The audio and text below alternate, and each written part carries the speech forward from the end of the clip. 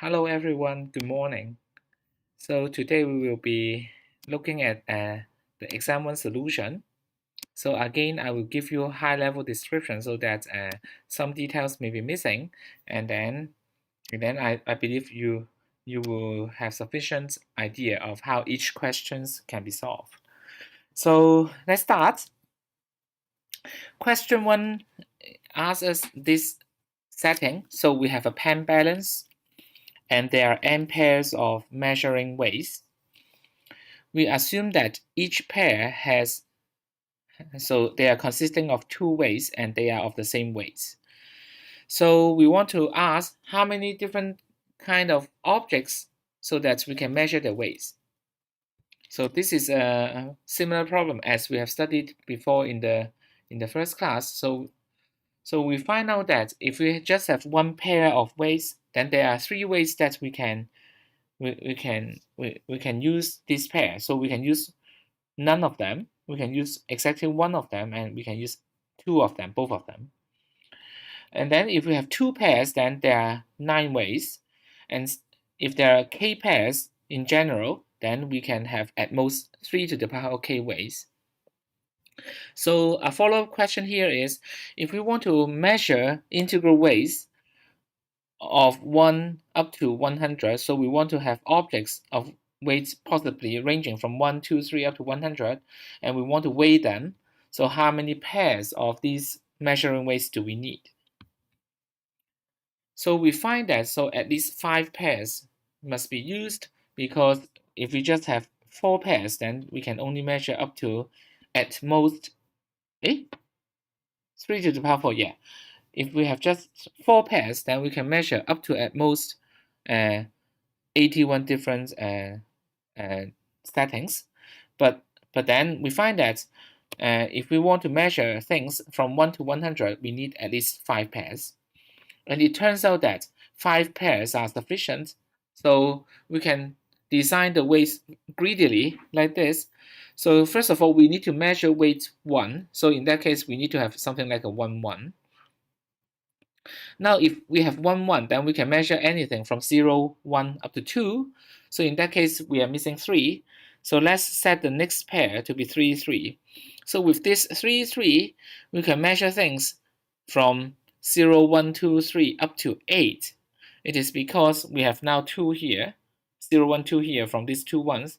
And then with the application of these two 3's, we can have 3 plus 0, 3 plus 1, 3 plus 2, and also 6 plus 1, 6 plus 2, and 6 plus 0. So we can have all these different combinations. So we can measure things from 0 up to 8. And then we don't know how to measure 9. So the next pair, let us use 9, 9.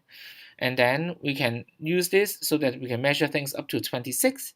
And then with 27, 27, we can measure anything up to 80.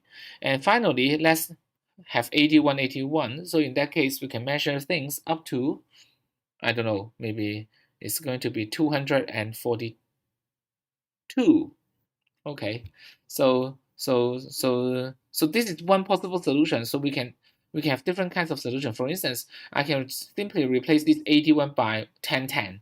It should also work because we now have all the things ranging from 0 up to 80 with the first 4 pairs. So with 20 here, then we can measure things up to 100. Okay, so here, this is a simple rule of product question. Okay. Now, question 2 asks us this setting. So we have balls that we want to arrange them on a circle. And then all the balls are identical. So there are 2 classes of balls. So there are red balls and blue balls. So we have 3 identical red balls and then B identical blue balls. And we assume that because they are arranging on a circle, we assume that 2 arrangements are the same if we can transform one to the other by rotation. And we want to find out how many different arrangements can we make. Now let's see. So we have 2 parts. So the first part of this, so how could we approach this problem? One of the method here is we use rule of thumb. So we consider different cases. So let's look at the red balls because they are simpler. to observe. So we have 3 red balls altogether. So one case is the 3 red balls are touching, so that the first red ball is touching the second one is touching the third one, and then after that we have the blue balls. Okay. And then the other case is we have only 2 red balls are touching. So we have 2 red balls that are touching, and then there is at least 1 blue ball, and then there is the red ball, and then there is at least 1 blue ball. So this is what I mean by only 2 balls are touching. And then the third case is all the red balls are non-touching. They do not touch each other. So we have a red ball and at least 1 blue ball, and then a red ball, and then at least 1 blue ball, and then a red ball, and then at least 1 blue ball. Okay, so we can discuss this problem using these different cases. Okay, so let's study the specific example. So when B is equal to 10, there are 10 blue balls. So how many ways are there be? So the 3 blue balls could be, the 3 red balls are touching, so there is 1 way. So we have all the red balls touching, and then all the blue balls following.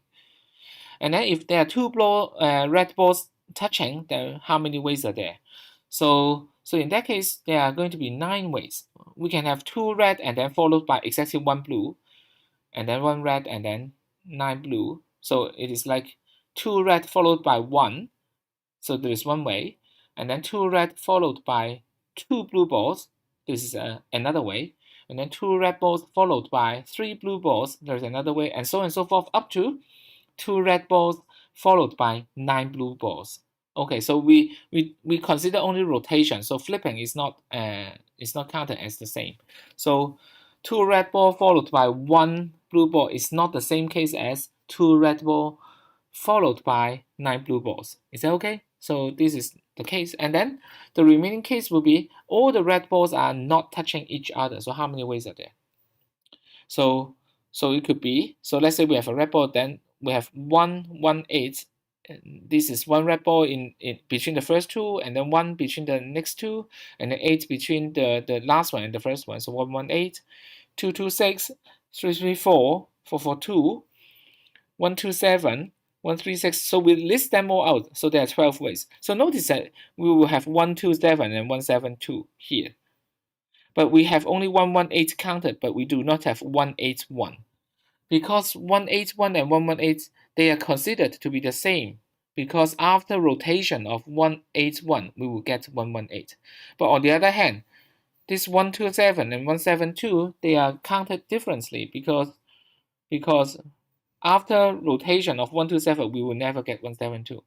So by brute force counting, then we can find out there are 12 ways here. So altogether, there are 22 ways. Okay, but then how about the case when B is equal to 100? Okay, so we can do something similar.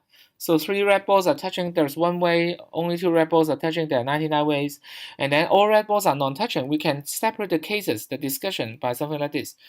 We may have a case where we have 2 numbers that are equal, so like 1198 for the case of B is equal to 100, 2296, 2296, 3394 up to 49, 49, 2. Okay, so we can count these settings, and all the remaining, they will be counting the distribution with 3 distinct integers here that adds up to 100.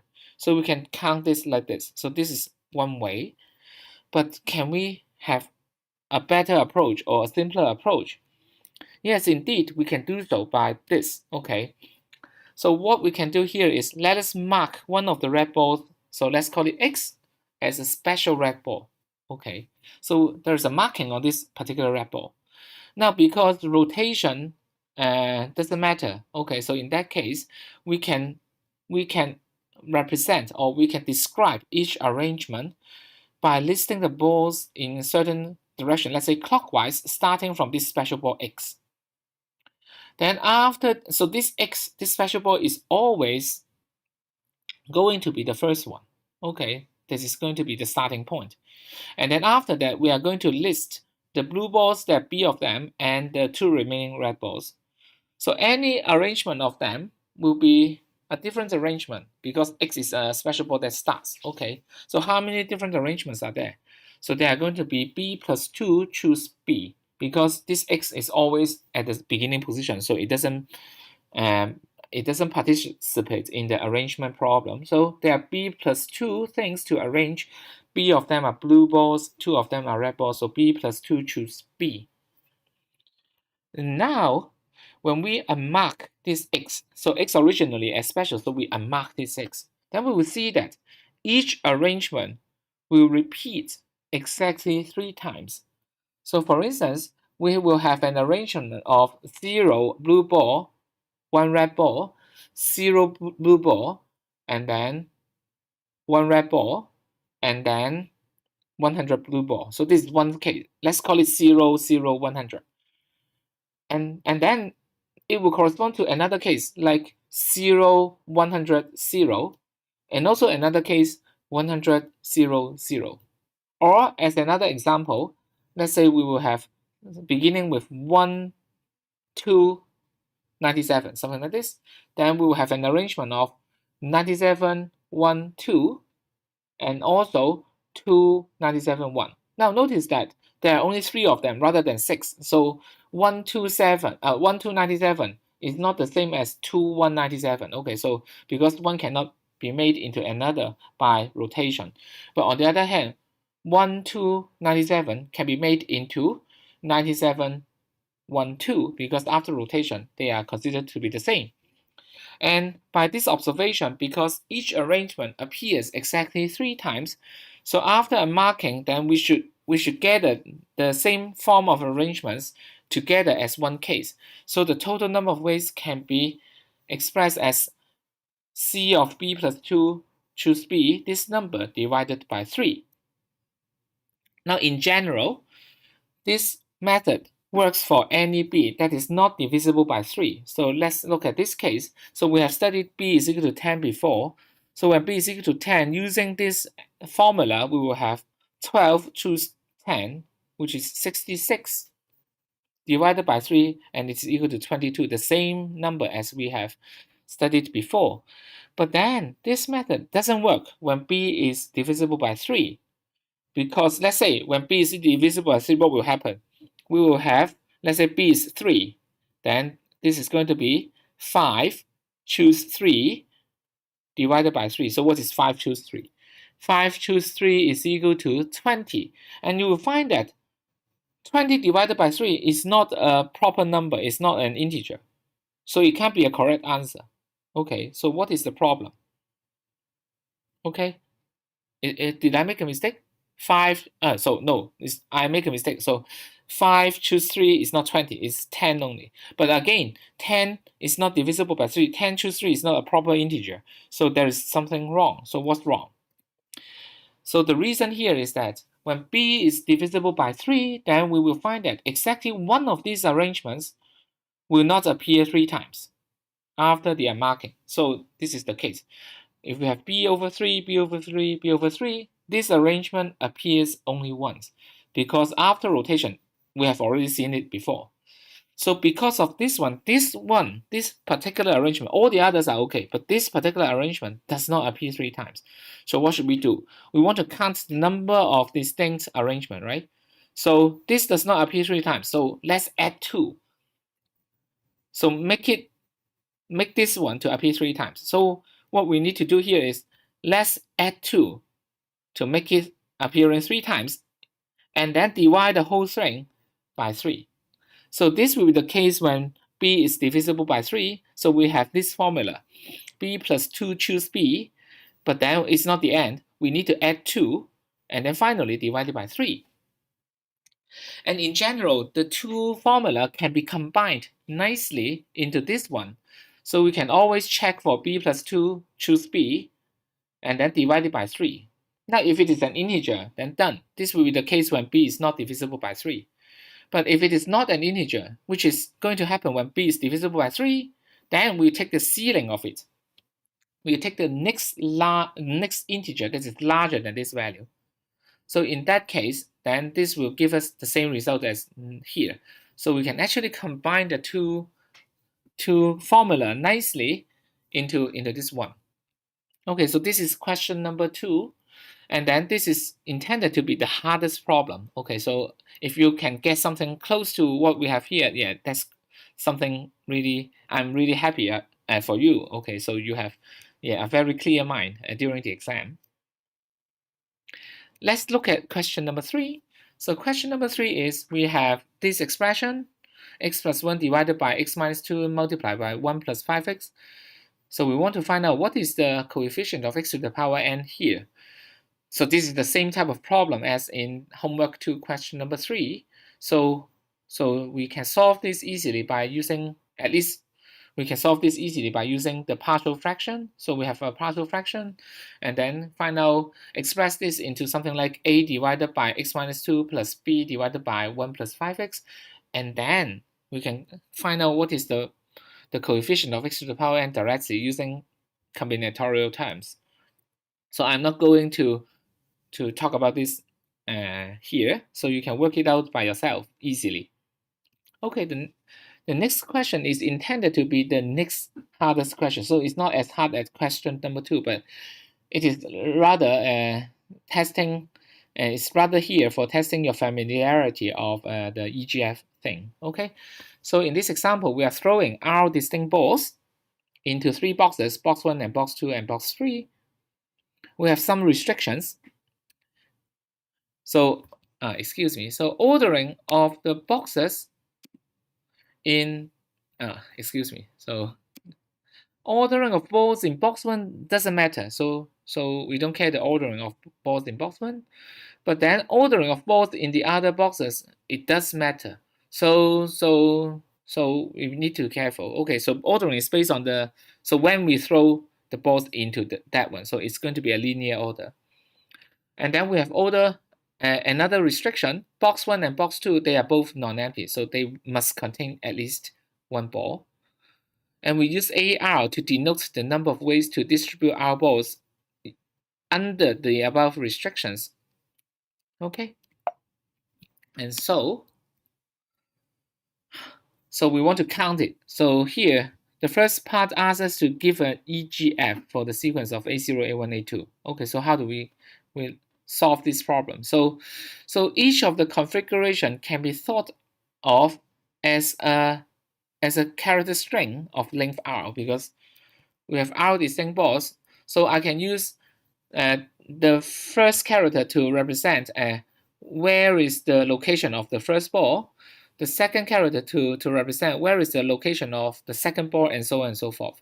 So we will use a string of length R to represent what we have. And then for the string, the characters are chosen from 1, 2, or 3, this alphabet set. So this tells us for each particular ball, where is it located.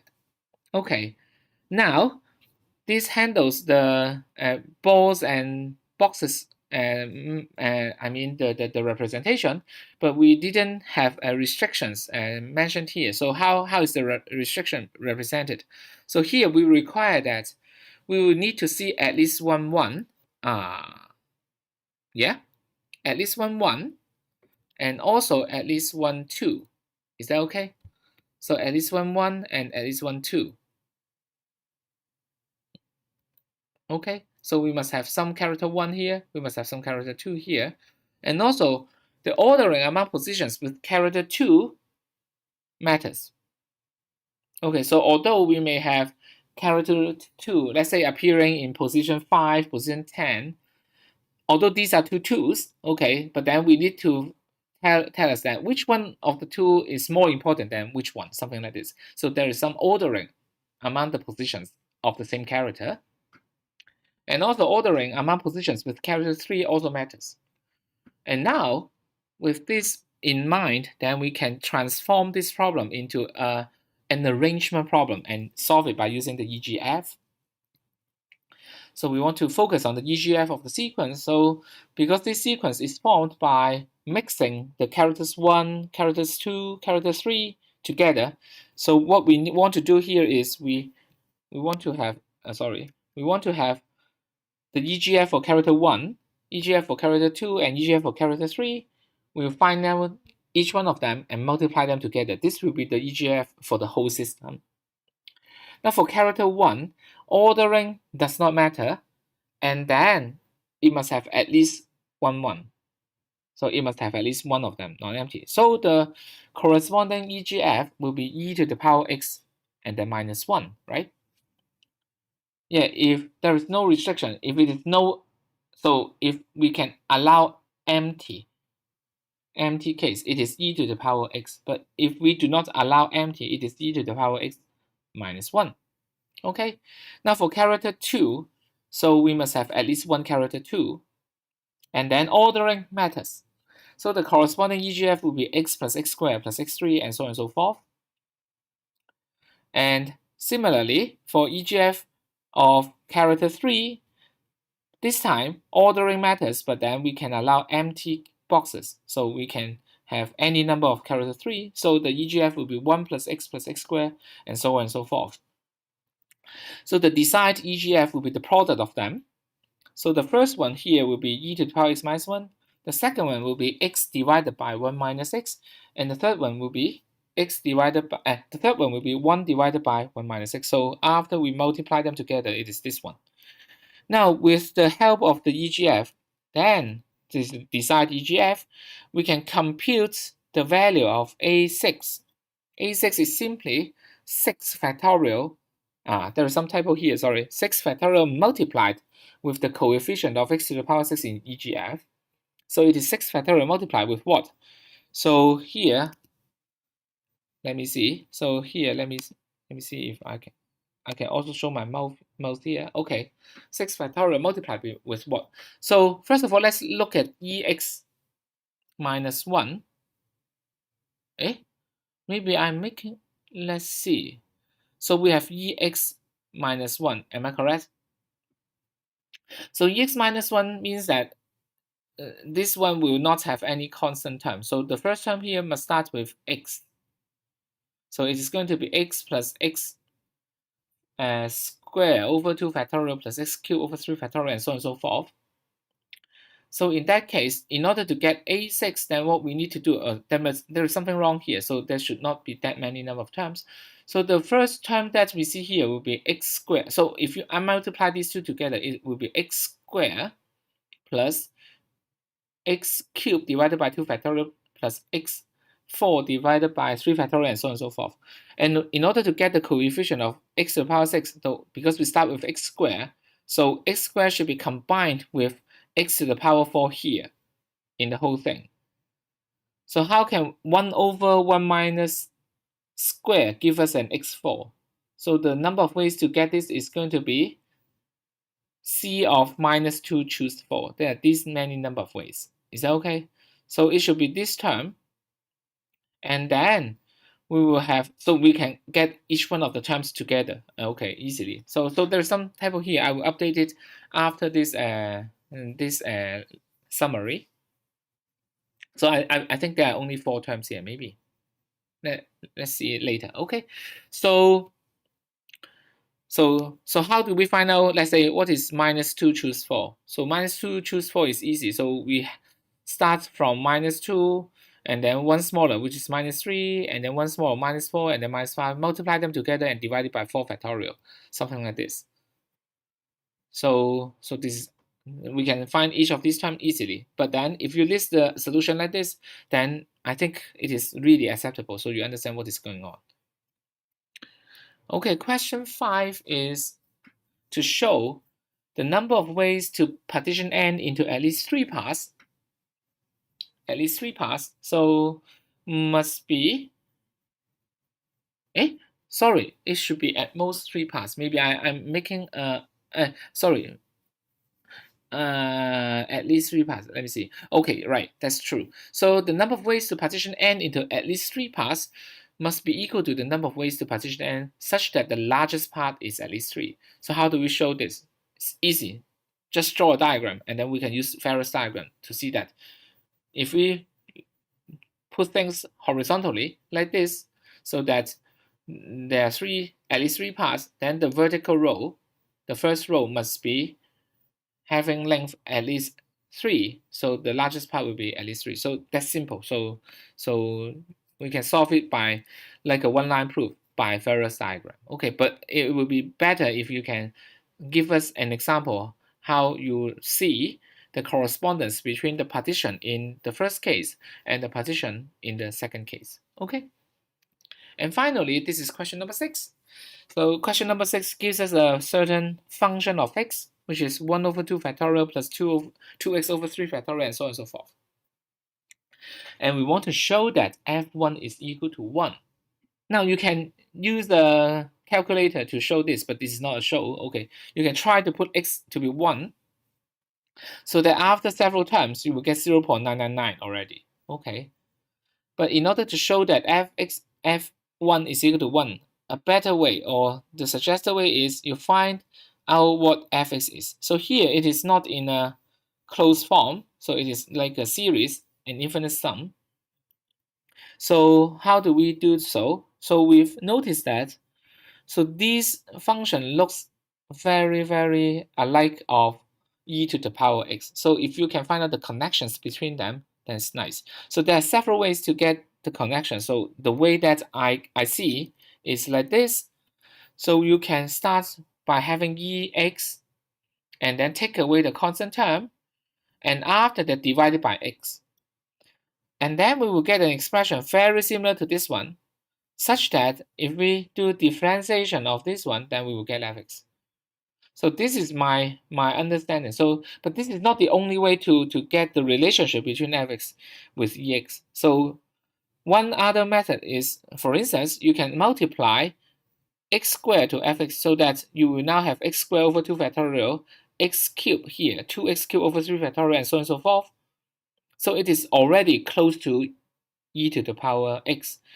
It is close to e to the power x, except that, yeah, so you are missing something. But by doing some creative thinking, then you can arrive at the same conclusion as what we have here for this fx is equal to this one. So after getting a simplified form for fx, or an expression that relates fx with some closed form terms, and then at that moment we can plug in x and then solve for fx when x is equal to 1, and that's it. Okay, so this is how we can solve this one. Okay, I think that's the end of what I want to mention to you today. So let me quickly check if there are any questions. Hello. Yeah. So if not, yeah, I think that's all for what I want to show. Okay, I will make updates to the slides, and then yeah, let's meet again. Yeah, thanks a lot. Let's meet again next Tuesday when we are going to resume our tutorial on the week 7 lectures. Okay, thanks all. See you.